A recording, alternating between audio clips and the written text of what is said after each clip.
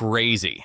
And I'm not using that word lightly here, because what we're about to talk about right now is something that has a lot of people across the country scratching their heads, shaking their heads, and honestly asking a very simple question. What just happened?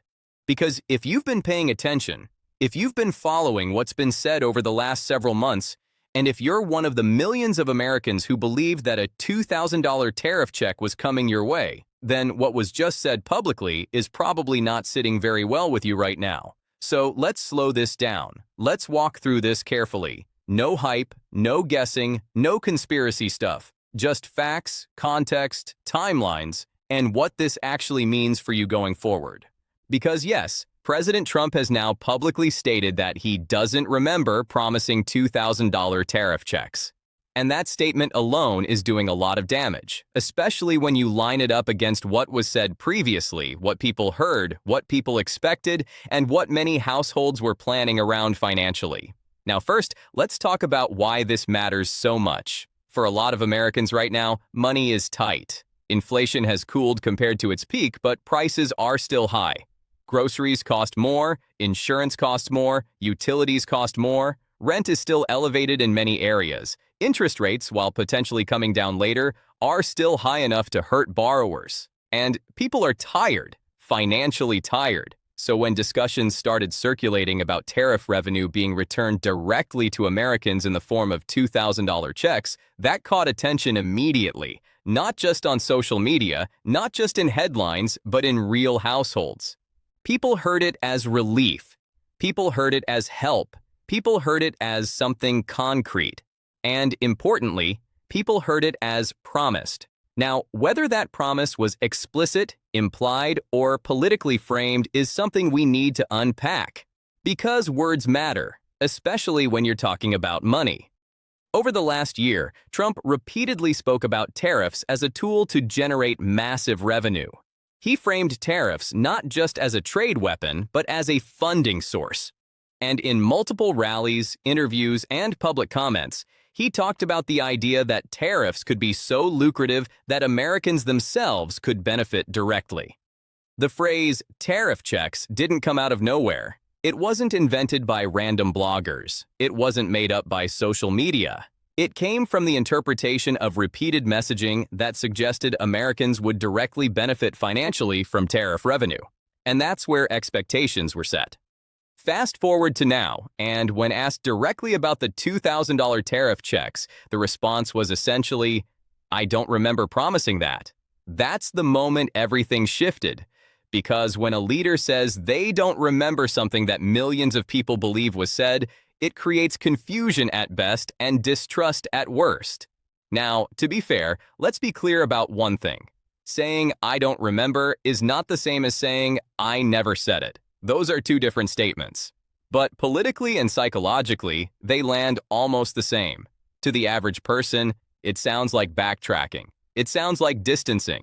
It sounds like rewriting expectations. And that's why people are reacting so strongly. Now here's where we need to get precise. There has never been a signed law guaranteeing $2,000 tariff checks. There has never been a finalized Treasury program. There has never been a payment schedule released. So from a legal standpoint, nothing was locked in. But from a messaging standpoint, a lot was locked in. Because when you repeatedly talk about tariffs funding Americans directly, people don't hear maybe. They hear eventually. They hear this is coming. They hear this is part of the plan. And that's the disconnect we're dealing with right now. Now let's talk about tariffs themselves for a moment, because this is important context. Tariffs are taxes on imported goods. Companies pay them, but consumers often feel the impact through higher prices. Trump's argument has always been that tariffs force foreign countries to pay, protect American industry, and generate revenue. That revenue, in theory, goes to the federal government.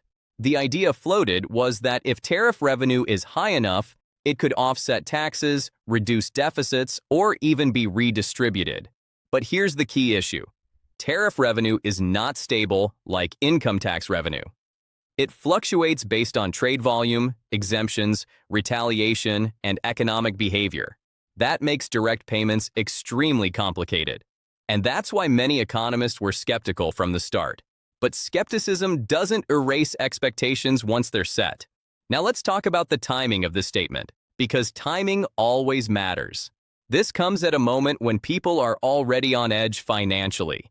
It comes during tax season, it comes when people are hearing about big refunds, stimulus comparisons, and past relief programs. And it comes when trust in institutions is already fragile. So when someone hears, "I don't remember promising that," it doesn't land in a neutral environment. It lands in a charged one.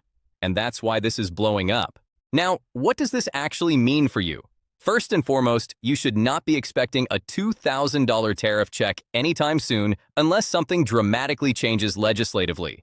There is no mechanism in place, there is no funding authorization, and there is no timeline. Second, this tells us something important about political messaging going forward. Be very careful with how you interpret future statements about potential benefits versus guaranteed programs, because the gap between those two is where disappointment lives. Third, it highlights a broader issue. Americans are desperate for clarity, not slogans, not vibes, not implications, actual details. How much? Who qualifies? When? Under what authority? Without those answers, anything can evaporate overnight. Now, some supporters are arguing that this is being taken out of context, that Trump was speaking generally, that he never formally promised checks, and that the media is exaggerating. And that may be partially true. But again, perception matters. And when millions of people perceive something as a promise, the burden shifts to leadership to clarify early, not retract later. Now let's talk about what could happen next. One possibility is that this idea quietly dies. No checks, no follow-up, no clarification. It just fades out of the conversation. Another possibility is that this becomes a political bargaining chip, something that gets revived during negotiations, elections, or policy fights. A third possibility is that some form of indirect benefit replaces the idea of checks, like tax reductions, credits, or offsets tied to tariff revenue. But direct $2,000 checks? Right now, that looks extremely unlikely. And I want to be very clear here. This is not about being for or against Trump. This is about understanding expectations versus reality. Because the people most affected by this are not pundits. They're not politicians. They're regular households, people who heard $2,000 and thought about rent, people who thought about medical bills, people who thought about catching up, and when that disappears, it hurts. Now let's talk about responsibility. Political leaders must be extremely careful with financial language.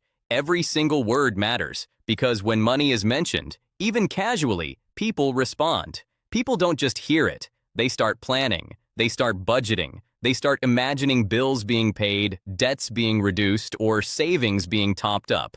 And this happens even when nothing has been officially approved. Words can create real-life expectations, and those expectations can have very real consequences. We've seen this before. Remember the stimulus checks from previous years? Millions of Americans planned around them. People made financial decisions. Some paid bills, some caught up on overdue rent, some invested or saved. The checks were real, yes, but the emotional impact came the moment the money was promised. People counted on it. They structured their lives around the idea that these payments would arrive. The same thing happened with loan forgiveness programs. Students, workers, and borrowers heard promises and statements that implied relief was coming. They made choices based on that hope, sometimes deferring payments, sometimes adjusting budgets, sometimes taking on other financial responsibilities. And when the programs were delayed, limited, or changed, frustration followed. People felt misled. People felt uncertainty. People felt their planning had been disrupted. And don't forget tax credits. When politicians mention potential credits or benefits, even in vague terms, households take notice. Families think, this could help us with childcare, groceries, or mortgage payments. They imagine a little more breathing room each month.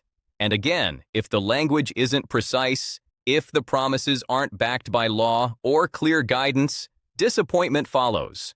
Loose language creates tight consequences. That's the reality. Even a simple statement can ripple across millions of households. Even an offhand comment can become something people believe is guaranteed. That's why words carry weight, especially when money is involved. And saying, "I don't remember," may protect legally, it may shield a person from accountability in a technical sense, but it does nothing to rebuild trust emotionally. Trust is not measured in courtrooms. It's measured in hearts and minds, in confidence and expectation. When people feel their hopes have been dashed, when they feel misled, when they feel that promises were implied but never fulfilled, trust is eroded. And rebuilding it? That is far harder than any legal defense. Now, what should you do in situations like this? First and foremost, don't plan your life around money that isn't officially law. It might feel tempting, especially when the sum is substantial, when it sounds like help is coming, or when it seems just around the corner. But until legislation is signed, until the Treasury issues guidance, and until there is a clear, documented path for distribution, it is not real money. It's talk. It's speculation. Second, don't make financial decisions based solely on political statements. This is where many people get burned. Political messaging is designed to inspire, motivate, and rally support. It is rarely designed to provide precise, actionable financial advice. Treat it as what it is, information to be considered carefully, not a directive to restructure your entire household budget. Stick only to what's confirmed, documented, and official. Look for paperwork. Look for guidance from the IRS, the Treasury, or other official federal agencies. Watch for signed legislation, public notices, and credible updates.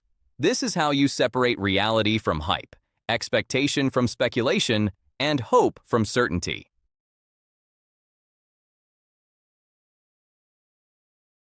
If you feel confused, you are not alone.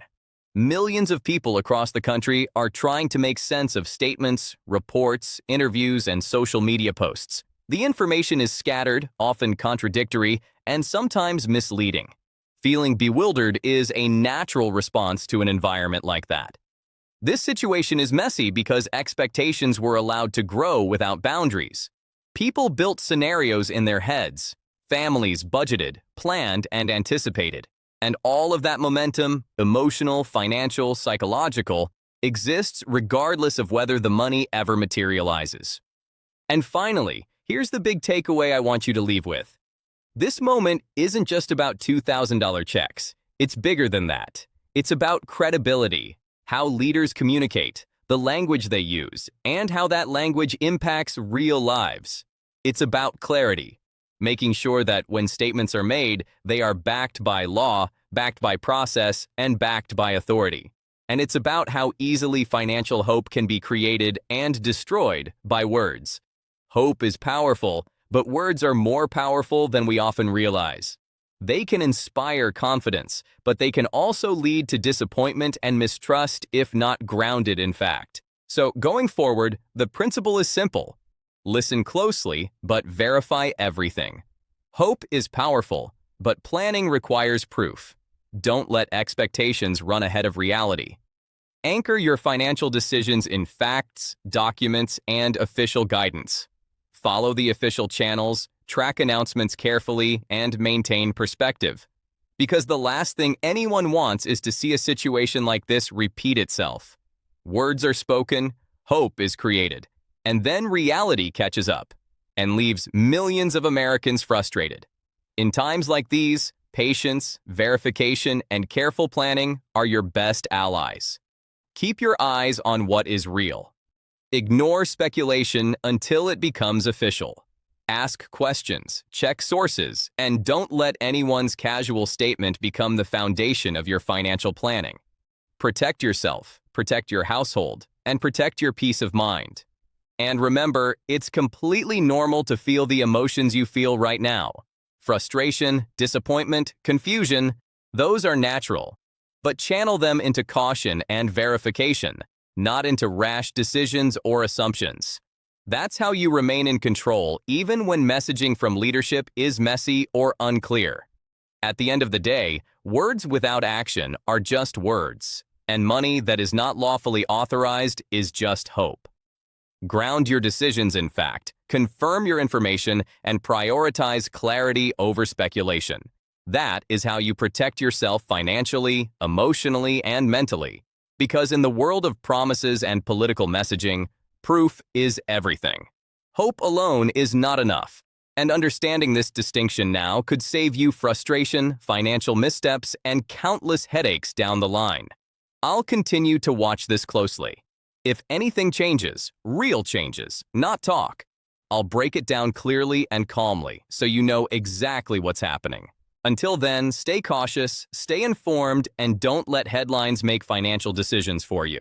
If this helped you understand what's really going on, share it with someone who might be confused or frustrated right now.